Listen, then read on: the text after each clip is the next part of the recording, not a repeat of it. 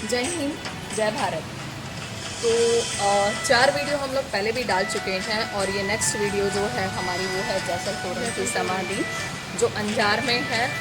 और सब लोग जानते हैं इसके बारे में। इवन जब मैं छोटी थी तब मैं भी इसकी किस्से कहानियाँ जो बंजारे आते हैं सारंगी के साथ, तो इनके बहुत सारे किस्से और कहानियाँ मैं सुन चुकी हूँ और मेरी तरह आप लोग भी सुन चुके होंगे। तो एक मैं छोटी सी कुछ भी मतलब जो है ना यहाँ की आपको डिटेल बताने से पहले छोटी सी कहानी मैं सुनाना चाहती हूँ। बहुत इंटरेस्टिंग है। कहानी सुनने का शौक किसे नहीं होता, लेकिन ये कहानी नहीं, ये हकीकत। आप ये ध्यान रखिएगा। लगभग 1900 के आसपास में, यानी कि 1931 में तो जो है वो ये सब मतलब समाधि ली जा चुकी थी। तो काफ़ी साल पुरानी बात है। एग्जैक्टली डेट और ये सारी चीज़ें हम डिटेल आपको बाद में देंगे। कच्छ में एक डाकू था, नाम था जैसल। मतलब कि उस डाकू की आप मतलब सुन लेना तो यानी कि लोग बाग उसके नाम से काम करते हैं। लोग उसको पूरे कच्छ में काले नाग के नाम से जानते थे। काला नाग यानी नाग लोगों को डिसाइड कर लिया, मतलब कर लिया, मतलब मार काट, मार धाड़, लूट पाट। तो आप सोच सकते हो ऐसे इंसान का कितना टेरर होगा। जैसे कि आपने वो मूवी देखी थी ना, कौन सी शोले, उसमें शोले गब्बर सिंह राइट। तो सेम कुछ ऐसी ही इमेज थी डाकू जैसल की। अब ये जो डाकू जडेजा कम्युनिटी और वैसे भी जडेजा कम्युनिटी तो मतलब बहादुरी के मामले में वैसे तो हर कम्युनिटी फेमस है। तो मतलब मैम काफ़ी स्ट्रॉन्ग कम्युनिटी है यहाँ की। तो राजपूताना आई थिंक जैसे होता है ना, तो इस तरीके से मतलब ये लोग मैंने जहाँ तक मतलब फेस किया है, मुझे भी 10-15 साल हो गए यहाँ पर। तो यहाँ की जितनी कम्युनिटीज़ हैं, हर कम्युनिटी में कुछ न कुछ गुण होते हैं। बिल्कुल हाँ। तो इसी तरीके से मतलब ये जो डाकू था ये किसी से नहीं होता। मतलब आप सोचिए कि आसपास में लोग अगर उसको काले नाग से जानते हैं तो आप समझ सकते हैं कि वो किस तरीके से कुठार और जो है वो क्रूर होगा। एक बार उसने सुना किसी तोरल घोड़ी के बारे में उसकी कि वो इतनी तेज तर्रार है, इतनी सुंदर है। तो उसको मतलब दिमाग में ये आया कि मुझे ये घोड़ी लेनी है। और ऑब्वियस सी बात है, डाकू जहाँ मतलब दिमाग लग गया मतलब जहाँ सोच लिया उसने वो सोच लिया, फिर तो उसको हासिल करना ही है। बिल्कुल। तो जिस राजा की तोरल घोड़ी थी एक्चुअली उसने धर्म अनुष्ठान करवा रखा था, यज्ञ करवाया हुआ था। तो उसके लिए आसपास के लोगों को बुलाया जा रहा था।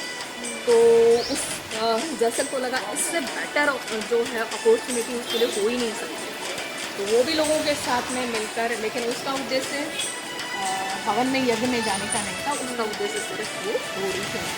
तो ठीक है ना मैम, शीज़ गुजराती तो मेरे से ज़्यादा अच्छे से जानते हैं, लेकिन मैम से मैंने डिस्कस किया है और मैम ने भी तकरीबन जो है वो यही चीज़ें बताई। तो ma'am will translate in Gujarati and Jain ma'am will translate in English, right. तो अभी जैसे वो वहाँ पर पहुँचा और उसने घोड़ी को देखा तो जैसा उसके दिमाग में एक इमेज थी सेम वैसा ही पाया। एंड इट्स रेनिंग, बारिश हो रही है यहाँ पर, ज़बरदस्त बारिश हो रही है। और फिर हम लोग बारिश में बैठकर वीडियो बना रहे हैं। तो प्लीज़ आप लोग शेयर ज़रूर कीजिएगा और हमारा चैनल फर्स्ट गैलेक्सी को प्रमोट जरूर कीजिएगा। तो कहते हैं घोड़ी उसको देखकर बुरी तरीके से डर गई थी, क्योंकि इतने से हर डाकू को देखकर मैं इंसान डर जाए, वो तो फिर भी जानवर थी। तो कुछ ऐसा हुआ कि घोड़ी आउट ऑफ कंट्रोल फिर सैनिकों ने क्या किया, उसको फिर से मतलब वो जो अपना वो कील भी इधर निकाल कर वो भाग गई थी। फिर जैसे तैसे उसको पकड़ा और जहाँ पर उसकी कील गाड़ी गई कहा जाता है वो जो कील जो गड़ी थी वो जैसे कि हाथ पर गई थी। आप सोचिए वो डाकू कितना मतलब बहादुर भी होगा, मैं उसको क्रूर हो या ऐसा नहीं बोल सकती, कि जिसने उस तक यानी कि सैनिकों को पता भी नहीं चला कि यहाँ पर ऐसा कुछ हुआ है। इवन वो बहुत इंजर्ड भी हो गया था। तो सुबह जैसे ही मतलब सबको प्रसाद बटी, एक प्रसाद उसके नाम की रह गई थी। और कहते हैं यज्ञ तब तक कंप्लीट नहीं होता या धर्मानुष्ठान तब तक कंप्लीट नहीं होता जब तक पूरी तरीके से प्रसाद आपस में नहीं बच जाती। तो एक जो प्रसाद बची थी वो बची थी जैसल की।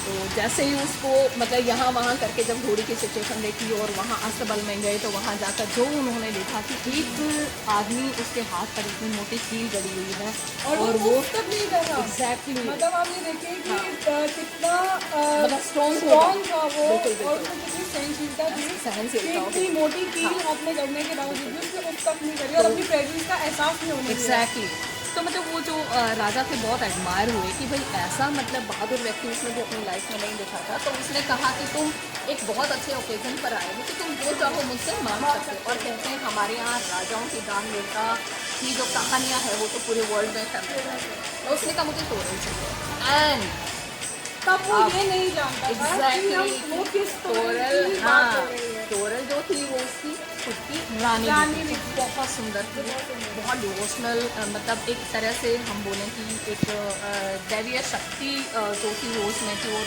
वो भी वहाँ आसपास सब जगह फेमस था कि उनके जैसी रानी उन्होंने कहीं नहीं देखी। अब जैसल जो था वो सोचे बैठा था कि उसको घोड़ी मिलने वाली है, लेकिन यहाँ उसकी लाइफ चेंज होने वाली थी। यहाँ कुछ ऐसा होने वाला था जो कि इतिहास में दर्ज होने वाला था और जिसकी वजह से आज हम यहाँ बैठे हैं आपके सामने वो चीज़ लाने के लिए, वो कहानी लाने के लिए।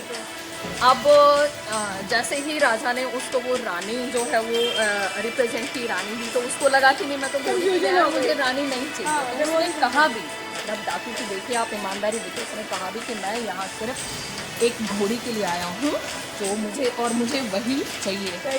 तो राजा ने कहा दान में दी हुई चाहे वस्तु है चाहे जीव है वापस नहीं ले जा सकती। तो ये राजा ने यही कहा था कि मैं आपको अपनी जुबान दे चुका हूँ, तो अगर मैंने जुबान दे दी है कि रानी ही दूंगा मैं, तो आप तो वो दोनों चीज़ें दान कर देता है। अब जैसे ही कहते हैं कि वो रानी और उस घोड़ी को लेकर आ रहा था, तो दरिया में इतना भयंकर तूफान आया कि जिसकी वजह से उसकी पूरी लाइफ जो है वो मतलब एक ट्विस्ट होने वाला था, पूरी लाइफ उसकी चेंज होने वाली थी। अब हर किसी को अपनी जान और जो सबसे बड़ा जो डर होता है वो होता है एक अटल सत्य, हमारी मौत, उसका डर बड़े बड़ों को होता है। रावण को भी था तो उसी तरीके से जैसल को भी था। अपनी मौत को अपने सामने खड़े देखा जब वो घबरा गया, कांपने लगा। बिल्कुल। और उसने साथ ही साथ ये भी देखा कि तोरण जो महारानी थी उसके ऊपर उस तूफान का कोई असर ही नहीं पड़ा। And she was sitting very patiently, very patiently, she was very calm, calmly. Sitting very calmly. तो राइट, तो जैसे उसने देखा कि भाई मतलब ये जो इस देवी के ऊपर या इस रानी के ऊपर इसका कोई असर नहीं हो रहा है, तो उसके दिमाग में ये चीज़ बैठी कि कुछ ना कुछ शक्ति जरूर है। उसके सामने हाथ जोड़कर गिड़गिड़ाने लगा कि मुझे बचा लो। तो रानी ने कहा कि वाह, हजारों लोगों को मौत के घाट उतारने वाला डाकू आज उनकी मौत को सामने खड़ा होकर देखकर जान की किस तरीके से एक बच्चे की तरह गिड़गिड़ा रहा है। तब रानी ने कहते हैं कि जो रानी थी तोरल, उसने उसकी पूरी बुराइयों को रियलाइज़ करवाया और खुद जैसल ने भी अपनी जितने भी जो भी पाप उसने किए, जो भी दुष्कर्म उसने किए, वो सब एक एक कर उसके दिमाग में आने लगे। बिल्कुल। और वो ये सोचने लगा कि मैंने कभी नहीं सोचा कि मैं किसी को मौत का घाट उतार रहा हूँ। और ये मौत का भय कितना भयंकर का भय भी ऐसा होता है।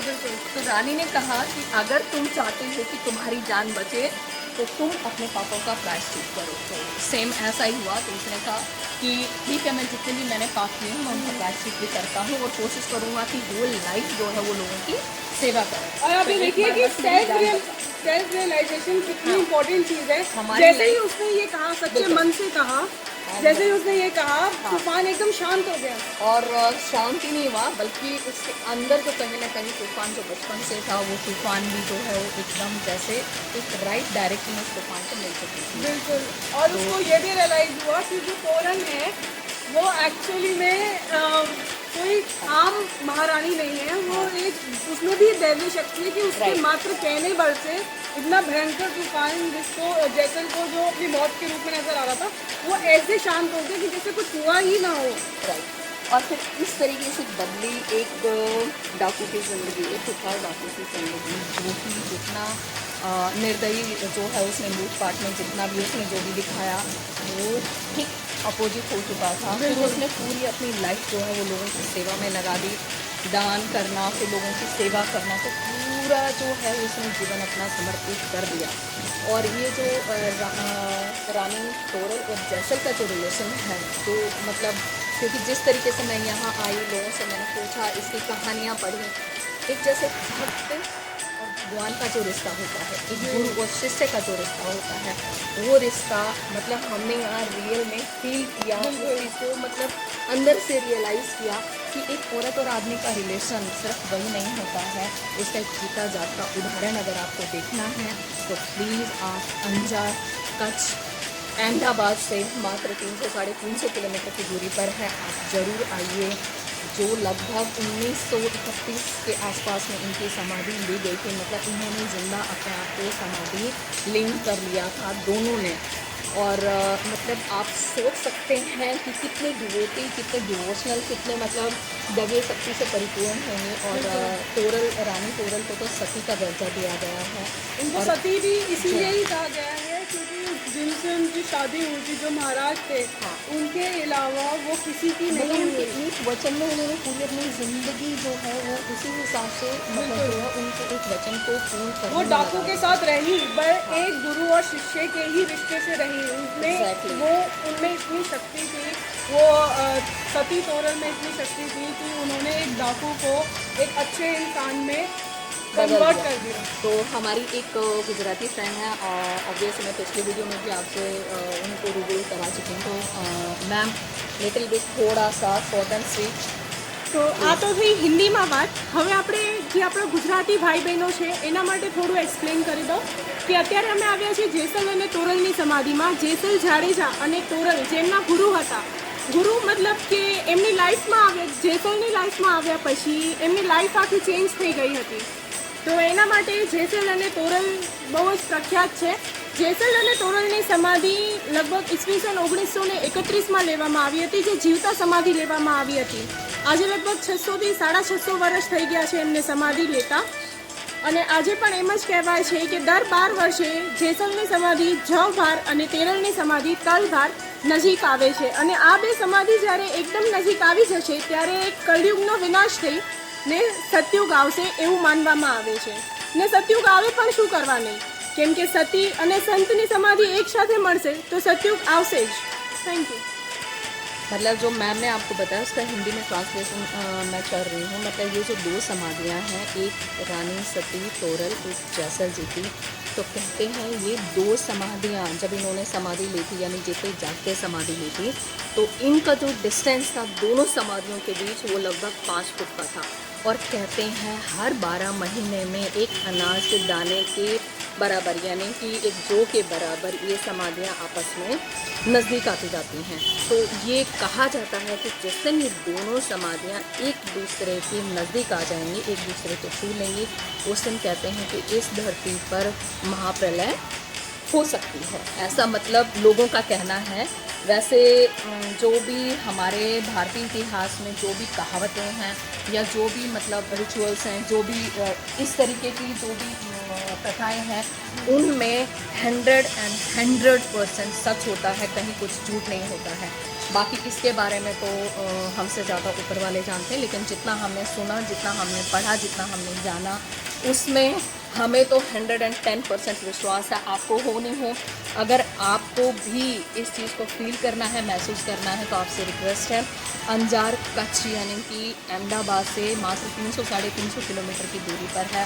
आप ज़रूर आइए, ज़रूर देखिए। और हाँ, जैसा कि मैंने महादेव जी के मंदिर के लिए कहा था, यहाँ के लिए भी एक चीज़ मैं गारंटी से बोल रही हूँ कि जैसे आप यहाँ पर एंटर करेंगे, आपके हाथों के रोंगटे खड़े हो जाएंगे। मतलब आप वो चीज़ फील करेंगे, वो दैवीय शक्ति जो यहाँ विद्यमान है आज भी इन समाधियों की वजह से, इन दो महान आत्माओं की वजह से, वो आप भी फील करेंगे। तो प्लीज़ ज़रूर आइएगा, देखिएगा। और ये साइंटिफिकली भी प्रूफ हो चुका है कि अगर धरती सिंक होती है, यानी सिकुड़ती जाती है, तभी ये समाधियाँ जो हैं वो अपनी अपनी जगह से खिसक रही हैं, एक दूसरे के नज़दीक आ रही हैं। तो ग्लोबल वार्मिंग के बारे में आज सबने ज़रूर सुना होगा, तो उसका जीता जागता यानी साइंस को प्रूव करने वाला, हमारी प्रथाओं को प्रूव करने वाला जीता जागता एग्जाम्पल है, जीता जागता उदाहरण है। तो आप ज़रूर आइए, आप ज़रूर देखिए, और देखने के बाद जो आपको महसूस हो वो आप शेयर ज़रूर कीजिएगा, क्योंकि मैं फिर रिपीट कर रही हूँ, ऐसी चीज़ें देखने के बाद हमसे तो शेयर किए बिना रहा नहीं गया। तो बस एक ही रिक्वेस्ट है, कच्छ गैलेक्सी नाम का हमारा चैनल है, जो फेसबुक पर भी है, यूट्यूब पर भी है, इंस्टा में Instagram भी पे भी है। है, yes. तो प्लीज़ आपका Touch अपना Galaxy. है, राइट। तो हम अपने शहर, अपने सिटी को प्रमोट कर रहे हैं, तो आप लोगों से रिक्वेस्ट है, आप उसको शेयर कीजिए, लाइक कीजिए, कमेंट कीजिए, और कुछ Subscribe और भी करिए। बहुत सारी हज़ारों नई नई चीज़ें हैं जो आगे आगे लोग हमें बताते हैं। बिल्कुल, तो यही चीज़ें हैं, ऐसी वीडियोस हम लाते रहेंगे। इसको कंटिन्यू देखने के लिए please do subscribe, like, share and comment to our channels on YouTube, Facebook and Instagram as well. Exactly. तो जय हिंद, जय भारत, जय गुजरात।